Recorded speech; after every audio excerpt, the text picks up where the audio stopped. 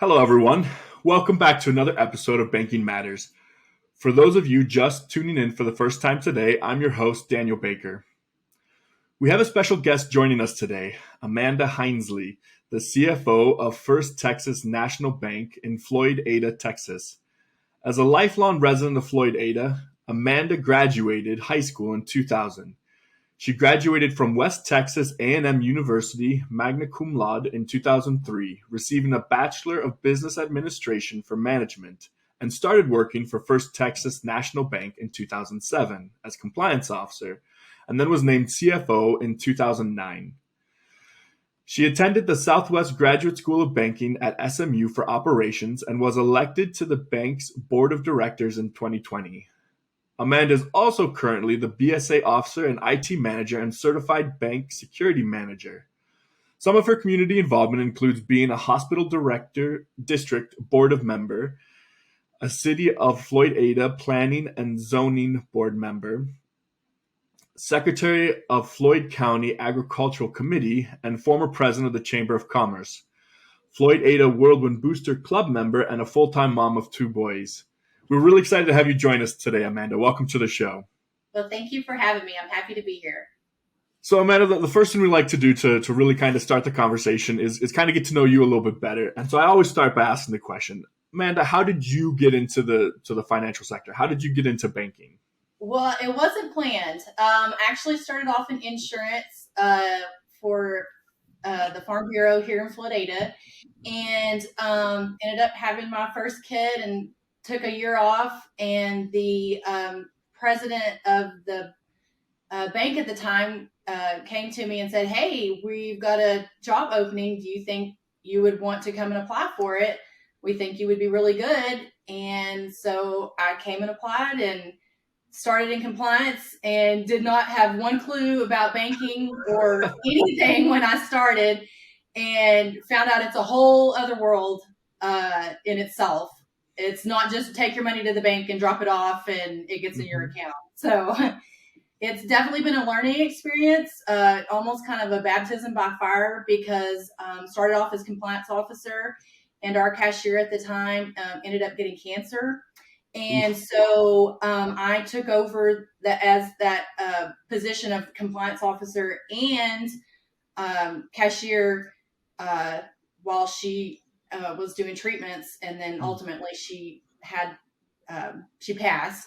And so just kind of threw in and had to learn it all. So I feel like I know all parts of everything that go on with banking, seems like. A good learning curve there. And with 2 little boys, so I actually have 4 boys myself. And I mean, I'm sure that added to the chaos of it all. Oh, yeah, for sure. Well, today we really wanted to discuss a recent experience that you had at your bank around NACHA audits. It's my understanding that about a year or so ago, you had an audit that came back as needs improvement. But then over the course of the past 12 months or so, you were actually able to turn that around to the point where your most recent audit had almost no findings on it. Yes. Is that correct? That is correct. So I'm going to dig into this a little bit more during our conversation, hopefully, but give me a brief overview of what really was your role in turning it around from needs improvement to no findings as a CFO. What did you do as part of that? So I handle a lot of the daily operations around here, have pretty much my hand in everything. We're a small community bank, 1 location, 12 employees. So really I am involved a lot in the day-to-day of everything that kind of goes on. So we had an internal auditor that had been doing our internal audits. And so when she left, we hired Compliance Alliance to do our virtual compliance officer, and she recommended Review Alliance for our BSA and ACH audit. Mm-hmm. And so we had really never had an outside touch on our whole ACH as a whole. And when she recommended them, we hired them in, brought them in, and they just brought to our attention like things that we knew that we were doing. And as a community bank, as a small, all of our small community banks will know, we know our customers, we know what they're doing, but people who are looking in don't. And so it really was just bringing to our foresight. We need to make sure that we're documenting everything so that if somebody comes in, they look at our stuff, they can tell what we're doing as well as we can tell what we're doing. So let's dig into this a bit. So talk to me about day one. You're handed this audit report. Obviously, like the first thing's going to go through your mind is like, dang it, like there's a lot of stuff on it. Yeah. You're handed this audit report. Like, what are you doing? It's fresh in your hands. What's happening? So I was like, wow, I didn't really see things that way. Mm-hmm. It really like kind of opening my eyes. Like we need better documentation.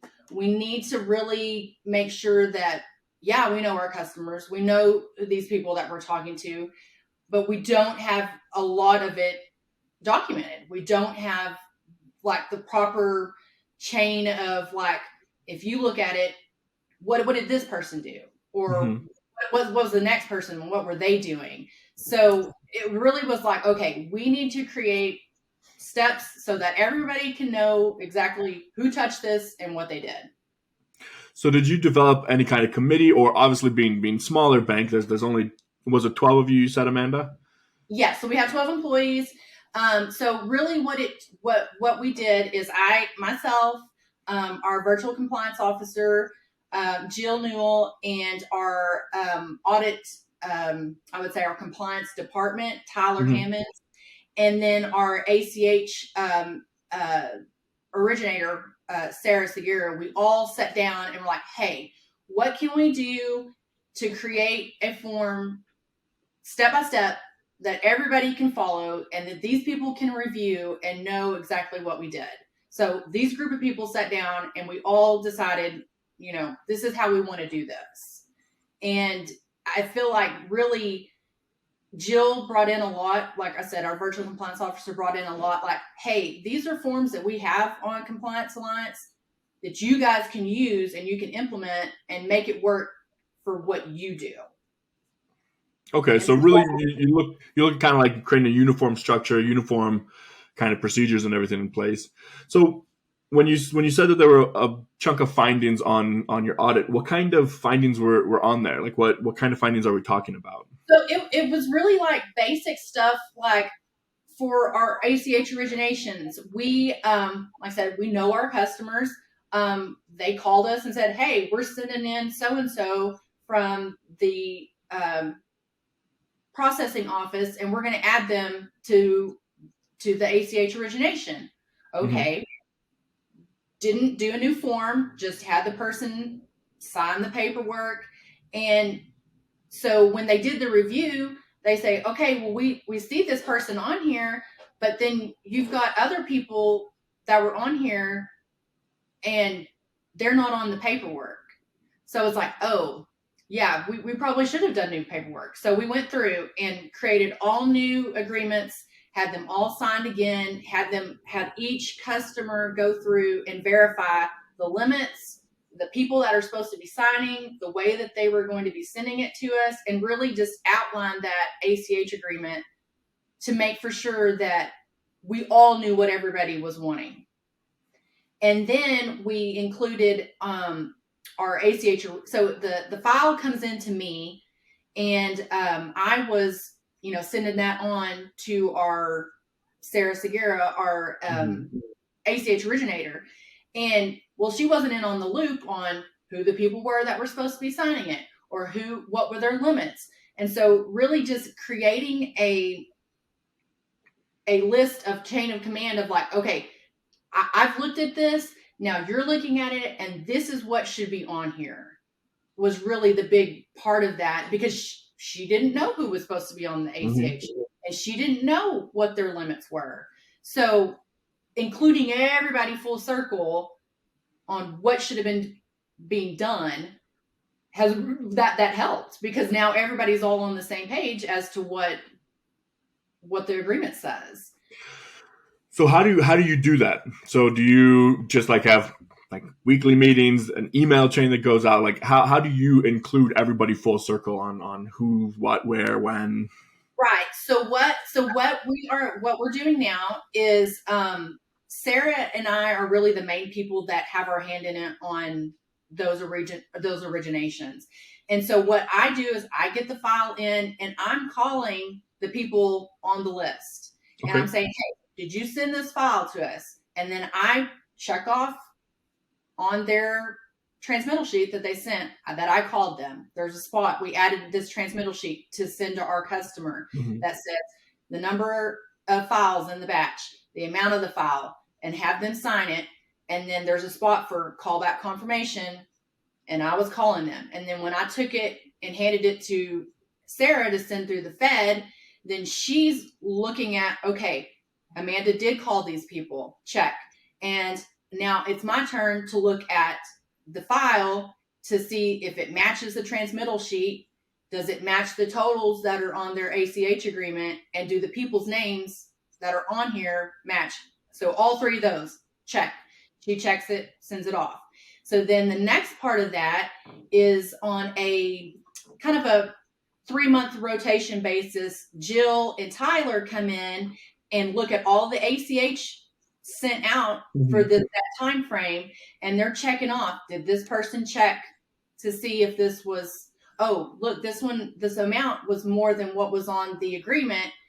What are they doing? Oh, I see that they sent a letter to the customer, and the customer responded back, we had extra employees that we added that we had to pay for this month. Okay, that's okay.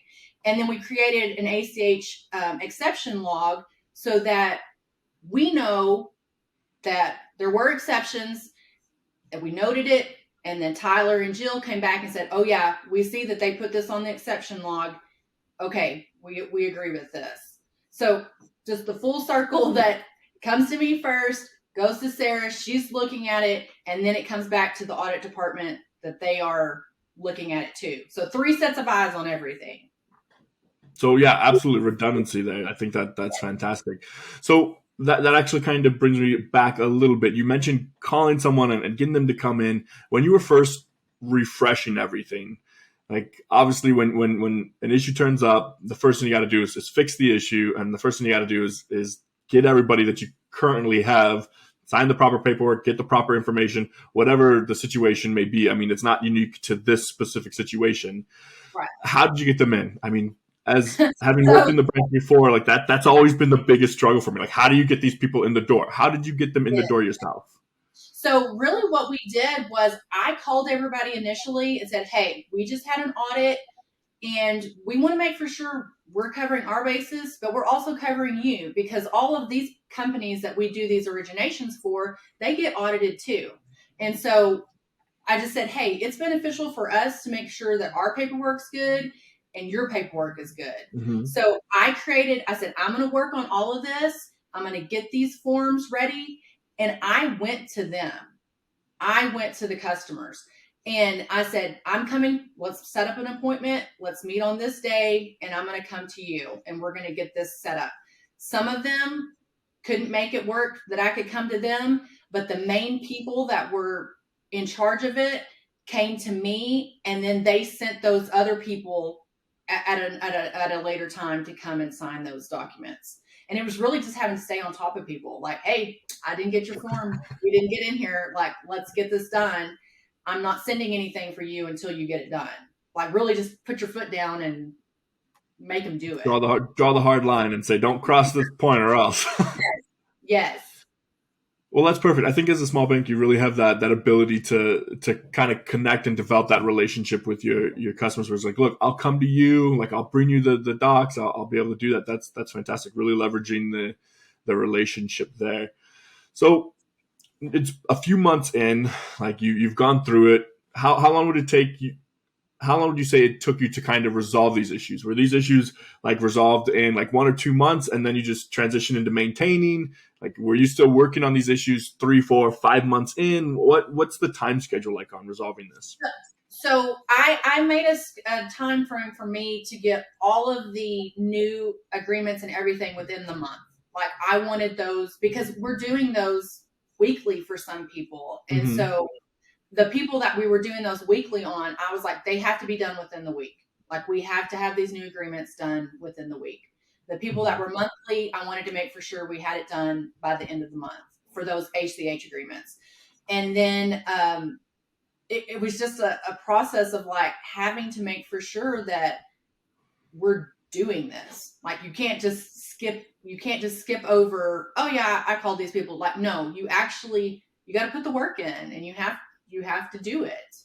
So we still have those people that send in those exceptions, and we're calling them. So I'm the first line, and then if once Sarah gets to the file and the file's not correct, she's calling them. So it could be multiple people calling them in a day saying like, hey, you got to do this. And I mean, we still have, I'm actually working in the process right now of doing our ACH origination reviews. And I send out a letter to them and say, hey, these are what your limits are. These are the people that are on it. These are the accounts that they're coming from. Is all of this information correct? If it's not, please contact Amanda and let's get this updated. So that is an annual process. Some of these people we may, because with the electricity, and so we have a very large electric co-op that we have here, and we do ACH files for them, and their drafts went out the roof because of the cost of electricity. So these are things that we just may have to reevaluate based on the environment of cost of everything going up. Yeah. So, as I'm assuming the bank is looking at potentially expanding in the future and kind of growing and developing your customer base and hopefully your staff base, what's the future of the ACH policies and procedures? I mean, if changes need to occur to it, if something needs to be updated, how do you handle updating your policies and procedures? How do you handle the changes in the market, the changes in staffing? Like what's your center around that? So as of right now, we are doing policy review annually, but I can't say praise enough for Review Alliance and Compliance Alliance, and that the fact that they really have, Jill, our virtual compliance officer, is on top of things. Like she's like, hey, we're seeing this. You guys really need to look at this. We have an IT/compliance committee that meets monthly. And we Okay. talk about these things and say, hey, like we're seeing this. And our virtual compliance officer sits in and she's like, we're seeing this. And the group says, okay, we probably need to update this. And so we have right now a group, I think there's 7 of us on this committee that meets monthly. And if something needs to be updated, we will update it and then present it to that group the next month. And it'll go to the board the next month as well. So give me an idea of who all, not necessarily the specific people, but like the roles of who all is on this committee, like who's involved with this process. So we've got myself, we've got the compliance department, we've got our virtual compliance officer, we have our senior lender slash CEO. We have 2 board members that are outside of the bank that sit on this committee.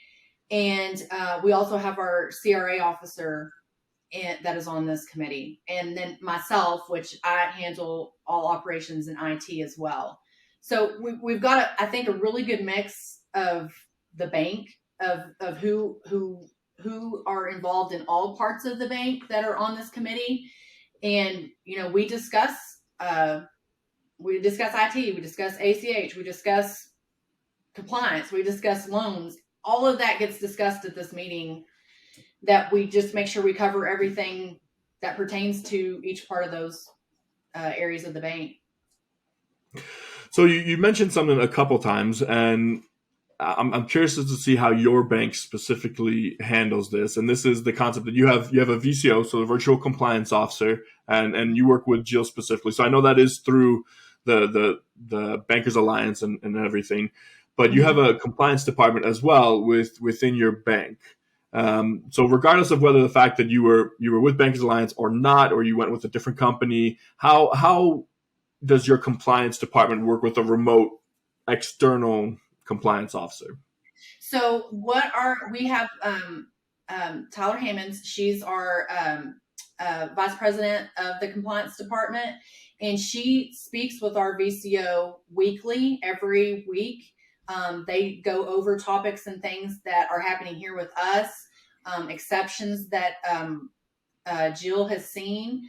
And then Tyler, on a daily basis, is reviewing different parts of compliance for the bank, whether it's deposit, loans, ACH, IT, pretty much any of those compliance things she is doing on a daily basis. And then on the weekly, she and Jill are going over things that Jill's seen, or things that Tyler has seen, or even questions like that I have brought up, like, hey, what do we need to do for this? Or the lenders, they think this is happening. What do we need to do with this? So it's really a good mix of us having questions and then talking with her, and then her bringing her questions to us and working out through that on a weekly basis. That's great. So I always like asking this one whenever we get somebody that's kind of going through a process like this. What have you learned in this process? Is there something that's like, yeah, this is really like stuck in my mind? Like, I've praised the value of X, Y, and Z. Like, what have you learned during this process of going from audit needs improvement to your current stage? Well, I'll tell you this about myself. I'm very competitive. And I like to be the best. And if somebody can give me a recommendation that, is just not outrageous, and the recommendations that they were giving were things that we could do, we just needed to format it for us. And it wasn't hard. And like I said, I'm very competitive, and I wanted that better review. Mm-hmm. And that, I think that's the same thing, like when the OCC comes in here, like, I want them to tell us that we're doing good. I want to have that good rating. I want all of the boxes to be checked that, yes, we are doing all of the things that we physically can and monetarily can with what we've got to work with. I think that's great. I mean, having a degree of appropriate competition is phenomenal. Like, you got to have that drive and that gumption to be able to just get the job done. So the final question I'm really going to ask you, Amanda, because we are running a little short on time, is advice. If you could give one piece of advice to someone, it doesn't even have to be about NACHA. If you could give one piece of advice to someone in a bank that gets handed the crappy audit, that gets handed the thing that they weren't expected, gets blindsided by a problem, or the regulators change something, all of a sudden they drop a big pile of stuff you got to work through now on your desk. What do you do? Like, what's your advice to that person? My biggest advice is don't be afraid to ask for help. Like, there are lots of things out there. There's lots of other people out there. Like, I have my group of people from Sweetsby that we have a whole Facebook group, and we message each other. Hey, like, what about this? What about this? Or this happened to us. Or even like other bankers, or people outside the banking community too. Like, hey, what would you do for this? It's not, I mean, we're so stuck on like, I have to do it all. No, you don't have to do it all, and you can't do it all. So it's okay to ask for help. That's my biggest advice. Ask for help. I love that. That is great advice. Well, Amanda, I really appreciate you joining us on today's show. It's been really nice kind of get to talk to you about like your experience going through the audit and really being able to pick your brain. So thank you very much for joining us. Well, thank you for having me. I enjoyed every minute of it. For the rest of our audience listening in, we appreciate you tuning into today's show, and that's Banking Matters.